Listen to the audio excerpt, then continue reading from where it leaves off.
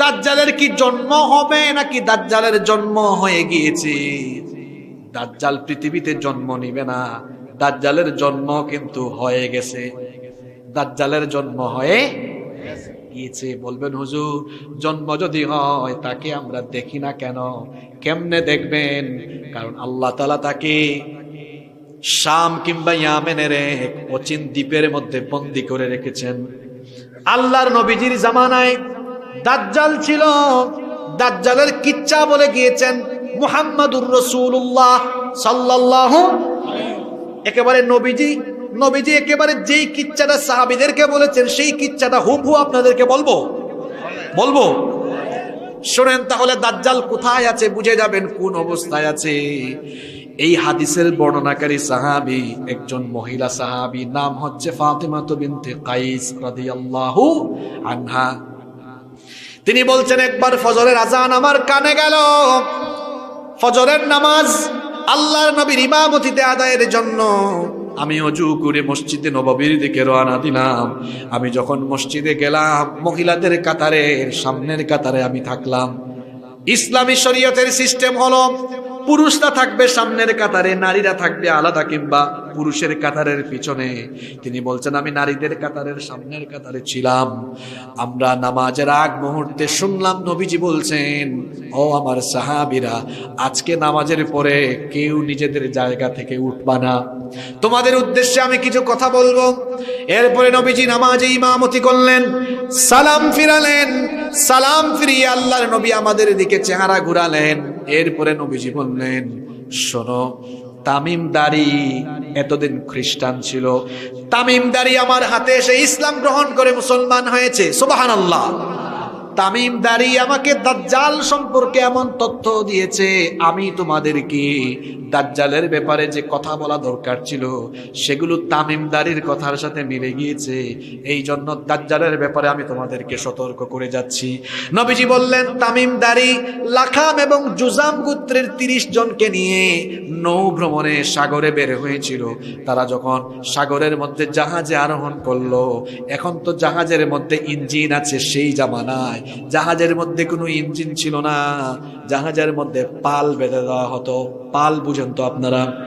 পাল বেঁধে দেওয়া হতো, বাতাসের চোটে জাহাজ চলতে থাকতো। নবীজি বলেছেন, তামিমদারি আমাকে বলেছে, তারা যখন পাল বেঁধে দিল বাতাসের তীব্র গতিতে, তাদের জাহাজ খুব দ্রুততার সাথে চলতে লাগলো। হঠাৎ করে তারা সামুদ্রিক ঝড়ের কবলে পড়ে গেল।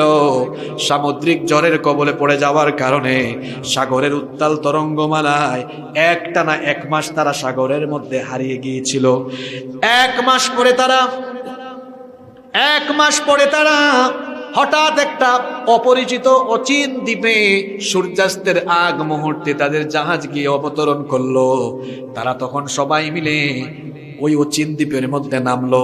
নামার পরে কিছুক্ষণ তারা হাঁটলো। শুনতেছেন তো? হাঁটতে হাঁটতে কিছু দূরে গিয়ে তারা একটা অস্বাভাবিক প্রাণী দেখলো। এই প্রাণীর গায়ে এত বেশি লোম, অস্বাভাবিক লোম থাকার কারণে কোনটা তার শরীরের সামনের অংশ কোনটা পিছনের অংশ বোঝা যাচ্ছিল না। তারা জিজ্ঞেস করলো, তুমি কি? তোমাকে দেখতে এত ভয়ঙ্কর লাগে কেন? তখন সে বলল, আমার পরিচয় হচ্ছে আনাল জাসসাসা। জাসসাসা আরবি শব্দ, এটার অর্থ হলো গোয়েন্দা, গুপ্তচর। সে বলল, আমি হচ্ছি গোয়েন্দা, আমি হলাম গুপ্তচর। তারা তখন বললেন, অচিন এই দ্বীপে কোনো মানুষ নাই, কেউ নাই, কার গোয়েন্দাগিরি, কার গুপ্তচরগিরি তুমি এখানে করো?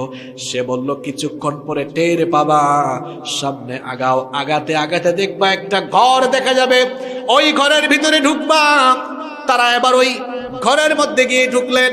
ওই ঘরের মধ্যে গিয়ে দেখলেন অস্বাভাবিক কোকড়ানো চুল, প্রশস্ত ললাটের অধিকারী, অন্ধ কানা, বিরাট দানবাকৃতির এক লোক, তার হাত এবং পা শিকল দিয়ে বাঁধা। তারা গিয়ে বললেন, কি ব্যাপারে? এত অস্বাভাবিক আকৃতির এত ভয়ঙ্কর দানব, তোমার এই অবস্থা কেন? হাত পা বাঁধা কেন? তুমি কে? তোমার পরিচয় কি? সে তখন বলল, আমার পরিচয় দিব পরে, আগে বলো তোমরা কারা, তোমাদের পরিচয় দাও।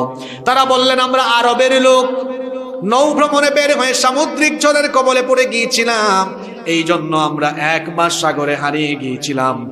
এরপরে আমরা আজকে অচিন এই দ্বীপের মধ্যে অবতরণ করার পরে একজন আমাদেরকে বলল সে নাকি গোয়েন্দা, সে আমাদেরকে এখানে পাঠিয়েছে। সে তখন বলল ঠিক আছে, তোমরা যেহেতু আরবের লোক, ঠিক আছে, আমার পরিচয় তোমাদেরকে আমি দিব।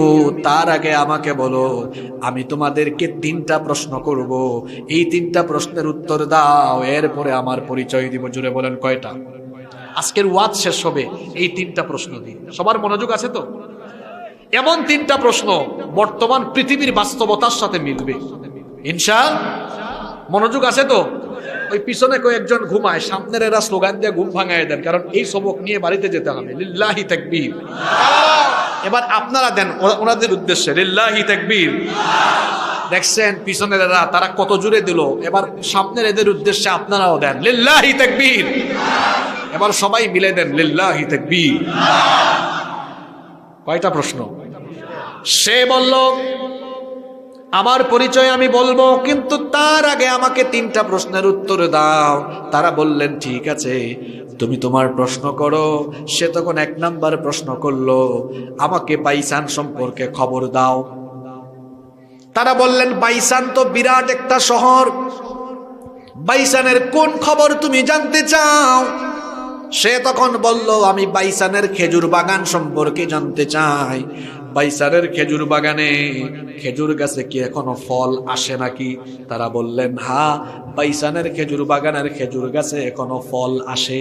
নাম্বার 2 নাম্বার প্রশ্ন করলো, আমাকে তাবারিয়া উপসাগরের খবর দাও।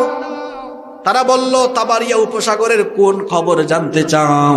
সে বলল তাবারিয়া উপসাগরে পানি আছে নাকি পানিগুলো শুকায় গেছে? তখন তারা বললেন তাবারিয়া উপসাগরে এখনো পানি আছে। সে তখন বলল ঠিক আছে, সর্বশেষ প্রশ্ন হলো জুগারের ঝর্ণার খবর আমাকে দাও। জুগারকে চিনেন? আগে জুগার হচ্ছে লূত আলাইহিস সালামের মেয়ে। তিনি যেখানে ইন্তেকাল করেছেন সেখানে তার কবর হয়েছে, কবরের পাশে একটা ঝর্ণা, ওই ঝর্ণার নাম হয়ে গেছে তার মেয়ের নামে জুগারের ঝর্ণা। তারা বললেন জুগারের ঝর্ণার কোন খবর তুমি জানতে চাও? সে বলল জুগারের ঝর্ণা, ওই ঝর্ণায় কি পানি আছে নাকি পানি শুকিয়ে গিয়েছে? তারা বললেন হ্যাঁ, পানি এখনো আছে, ওই পানি দিয়ে মানুষ এখনো চাষাবাদ করে। সে তখন বলল আমি আমার 3টা প্রশ্নের উত্তর পেয়ে গিয়েছি। তারা বললেন 3টা প্রশ্ন করেছো, 3টা প্রশ্নের উত্তর দিলাম, এবার তোমার পরিচয় বলো। সে তখন বলল আমার পরিচয় হলো আনা মাসিহুদ দাজ্জাল, আমি হচ্ছি দাজ্জাল। তারা তখন বললেন তো তুমি এই অচিন দ্বীপে কি করো? শোনেন, মহাসাগরের মধ্যে এমন এমন কিছু জায়গা আছে, এই যে আকাশের মধ্যে উড়োজাহাজ চলে, প্লেন চলে, বিমান চলে, বিমানেরও কিন্তু চলার জন্য একটা ম্যাপ আছে। ওই রুট ম্যাপ দেখে দেখে পাইলটরা বিমান চালায়।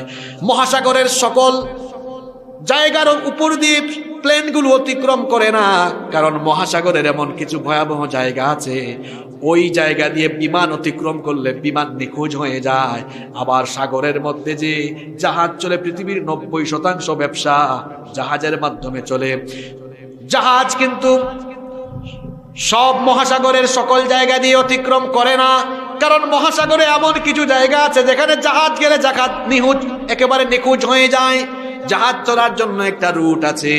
দাজ্জাল বলল আমাকে আল্লাহ এমন এক দ্বীপে বন্দী করে রেখেছেন, এখানে কেউ কখনো পৌঁছাতে পারবে না। হয়তো তোমরা এখানে পৌঁছেছো, এখানে কোনো হিকমত আছে। আসলে হিকমত আছে, হিকমত হলো এই ঘটনার মাধ্যমে দাজ্জাল সম্পর্কে আমাদেরকে তথ্য দেওয়া। সুবহানাল্লাহ। তখন তারা বললেন তো তুমি এখানে করো কি? তুমি কখন দুনিয়াতে আসবে? কখন তোমার আত্মপ্রকাশ ঘটবে? দাজ্জাল তখন বলল যে 3টা প্রশ্ন করেছি, ওই 3টা প্রশ্নের উত্তরের মধ্যে আমি দাজ্জাল দুনিয়াতে আসার আলামত আছে। তারা বললেন বুঝলাম না, একটু বুঝায় বলো। 3টা প্রশ্ন ছিল, হয়তো কেউ কেউ মনে রাখছেন, অনেকে ভুলে গেছেন। শোনেন, প্রথম প্রশ্ন করেছিল বাইসানের খেজুর বাগানের খবর দাও। তারা বলেছিলেন বাইসান, কি বলেছি?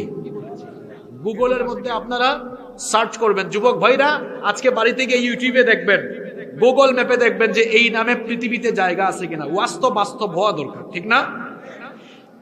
তারা বললেন বাইসানের খেজুর বাগানে খেজুর গাছ থেকে ফল আসে। দাজ্জাল বলল যেই দিন বাইসানের খেজুর বাগানে সকল খেজুর গাছ মরে যাবে, বাইসানের খেজুর বাগানে যখন বাইসানের মূল খেজুরের গাছ থাকবে না, তখন আমি দাজ্জাল দুনিয়ায় গিয়ে ফিতনা ছড়াবো। বাইসানের খেজুর বাগানে যখন খেজুর থাকবে, আজকে বাড়িতে গিয়ে গুগল শরীফ বুঝেন তো আপনারা, গুগলে সার্চ করবেন হোয়াট ইজ বাইসান, বাইসান কি এবং বাইসান কোথায় অবস্থিত, তারপরে বাইসানের খেজুর বাগানের খেজুর গাছগুলো কোন জায়গা থেকে আনা হয়েছে, সব পরে দেখবেন, ইউটিউবেও দেখবেন। বাইসানের খেজুর বাগানে বর্তমানে বাইসানের মূল খেজুর গাছ একটাও নাই। বাইসান ছিল ফিলিস্তিনের জায়গা, এটাকে ইহুদিরা দখল করে ফেলেছে। এখন বর্তমানে ইহুদিরা ওই জায়গাকে দখল করে ফেলেছে এবং ইহুদিরা বাইসানে মরক্কো থেকে কিছু খেজুর গাছ এনে লাগিয়েছে। তাহলে আমাকে উত্তর দেন, বাইসানের খেজুর বাগানের খেজুর বাগানের মূল খেজুর গাছ আছে? জোরে আছে? বাস্তববাদ শুনে যান। দাজ্জাল যে আপনার ঘরের দরজায় এসে কোরআন নাড়ছে, কিছুদিন পর নাড়ছে, তা কিন্তু বর্তমানে জুগারের ঝর্ণা, এই ঝর্ণায় এক ফোঁটা পানিও, তার মানে দাজ্জাল দুনিয়াতে আসার দেরি আছে। জোরে বলেন। জুগার এটা কোথায়? এটাও ফিলিস্তিনে ছিল, ইসরায়েলের দখলদাররা দখল করেছে। আপনারা বলবেন হুজুর, এই হাদিসে যে তিনটা জায়গার কথা বলা হয়েছে, বাইসান, তাবারিয়া, sea of Galilee, Beisan, sea of Galilee, আর হচ্ছে জুগারের ঝর্ণা, তিনোটা জায়গা ইহুদিরা কায়দা করে দখল করেছে কেন? আচ্ছা, ইহুদি জাতির তথ্য নিয়ে যারা পড়াশোনা করেছেন তারা জানেন, ইহুদিদের ইতিহাস, ইহুদি কিন্তু কোনো ধর্ম না, ইহুদি কোনো ধর্ম। শোনেন তাইলে কোথার থেকে আসছে, মনোযোগ আছে তো আপনাদের? একটু 2-4 মিনিট লম্বা হয়ে যাচ্ছে আলোচনা, কষ্ট হবে আপনাদের। ইহুদিরা মূলত ছিল বনি ইসরাইল, বনি ইব্রাহিম আলাইহিস সালাম, আমাদের জাতির পিতা। ইব্রাহিম আলাইহিস সালামের 2 জন স্ত্রী থেকে 2টা বংশধারা পৃথিবীতে প্রসিদ্ধ হয়েছে। কয়জন স্ত্রী? উনার একজন স্ত্রী হচ্ছেন হাজের বা হাজেরা। সন্তান হওয়ার পরে তার উনার বউ এবং সন্তানকে রেখে আসলেন কোথায়? মক্কায়। ওই ছেলের নাম হলো ইসমাঈল। আর আরেক স্ত্রী ছিলেন বন্ধা, সারা। উনার ঘরেও আল্লাহ সন্তান দিয়েছেন শেষ বয়সে, উনার ঘরে ছেলে হয়েছে ইসহাক। এবং তারা ছিলেন তখন ফিলিস্তিনকে, ওখানে বলা হতো তখন কেনান অঞ্চল, ফিলিস্তিন। সারার গর্ভ থেকে আসলেন ইসহাক। ইসহাকের ছেলের নাম ইয়াকুব। ইসহাকের ছেলের নাম ইয়াকুব আলাইহিস সালামের উপাধি ছিল ইসরাইল। কি ছিল? ইহুদিরা তাদের স্টেটের নাম রেখেছে ইসরাইল। এই ইসরাইল এটা ছিল ইয়াকুব নবীর উপাধি, এটার অর্থ হলো আল্লাহর বান্দা। ইয়াকুব নবীর ছিল 12টা ছেলে। কয়টা ছেলে? 10 ছেলে এক ঘরের আর 2 ছেলে আরেক ঘরের। ওই 2 জনের মধ্যে একজন ছিলেন ইউসুফ, আর একজন হচ্ছে বিনিয়ামিন, আর বাকি 10 ভাই আরেক ঘরের। ওই ইয়াকুব নবীকে বলা হয় ইসরাইল বা ইসরাইল, আর তার সন্তানদেরকে বলা হয় বনি ইসরাইল। বনি ইসরাইল মানে হচ্ছে ইসরাইলের সন্তানগণ বা ইয়াকুব নবীর সন্তানগণ। এই 12 ছেলের মধ্যে এক ছেলের নাম ছিল ইয়াহুদা। এক ছেলের নাম ছিল কি? ইয়াহুদা। এই ইয়াহুদার বংশ থেকে পৃথিবীতে এক পর্যায়ে ইহুদি জাতির উদ্ভব হয়েছে। এটা কোনো মূলত ধর্ম না। এই ইহুদিরা শেষ নবীর, এই ইহুদিরা তাদের মাসিহের অপেক্ষায় ছিল। তারা তাদের মাসিহকে চিনতে পারে নাই, তারা তাদের মাসিহকে হত্যা করেছে। আর খ্রিস্টানরা আর ইহুদিরা তারা মনে করেছে ঈসা নবীকে তারা মেরে ফেলেছে। আর আল্লাহ কোরআনে বলেছেন ঈসা নবীকে তারা শুলে চড়াতে পারে নাই, বরং ঈসা নবীর সুরত আল্লাহ আরেকজনকে দিয়েছেন, আর ওই লোককে তারা শুলে চড়িয়েছে। ইহুদি খ্রিস্টানরা আছে মিসা নিয়ে, আমরা আছি ঈসা নিয়ে। ইহুদি খ্রিস্টানরা আছে কি নিয়ে? মিস্টার মিসা নিয়ে, আর আমরা আছি ঈসা নিয়ে। ঈসা আলাইহিস সালাম মারা যান নাই, তাকে আল্লাহ আকাশে উঠায় রেখেছেন। কারণ ঈসা নবী দোয়া করেছিলেন, আল্লাহ আমাকে শেষ নবীর উম্মত বানিও। আল্লাহ তার দোয়া কবুল করেছেন। এজন্য আখিরি জামানায় দাজ্জালকে হত্যার জন্য আল্লাহ তাআলা ঈসা আলাইহিস সালামকে পাঠালেন। সুবহানাল্লাহ। তো শুনেন, এই 3টা জায়গা ইহুদিরা দখল করেছে কেন জানেন? ইহুদিদের বিশ্বাস যে এই 3 জায়গার আলামতের সাথে দাজ্জালের আত্মপ্রকাশ সম্পর্কিত। তারা মনে করে দাজ্জাল তাদের ইমাম, ইহুদিরা মনে করে দাজ্জাল তাদের ইমাম, এবং তারা মনে করে এই দাজ্জাল আসলে তারা গোটা পৃথিবীর নেতৃত্ব পেয়ে যাবে, তারা গোটা পৃথিবী শাসন করবে। এটা তাদের স্বপ্ন। এই স্বপ্ন দুঃস্বপ্ন থেকে যাবে, কারণ এই দাজ্জালকে হত্যা করার জন্য আল্লাহ ইমাম মাহদী এবং ঈসা আলাইহিস সালামকে পাঠাবেন। আল্লাহু আকবার। আপনাদের কষ্ট হচ্ছে? 10-15 মিনিট থাকা যাবে না ইনশাআল্লাহ? কিচ্ছা তো শেষ হয় নাই এখনো। তো সে বলল, এই 3টা প্রশ্নের উত্তর দিয়ে সে তার কি করলো? পৃথিবীতে আগমনের কথা জানালো। এবার এরা বললেন, তুমি পৃথিবীতে গিয়ে কতদিন থাকবা? কানা দাজ্জাল তখন বলল, পৃথিবীতে আমার অবস্থানের সময় হবে 40 দিন। জুড়ে বলেন কতদিন? আস্তে বলবেন না, জুড়ে বলেন কতদিন? 40 দিন।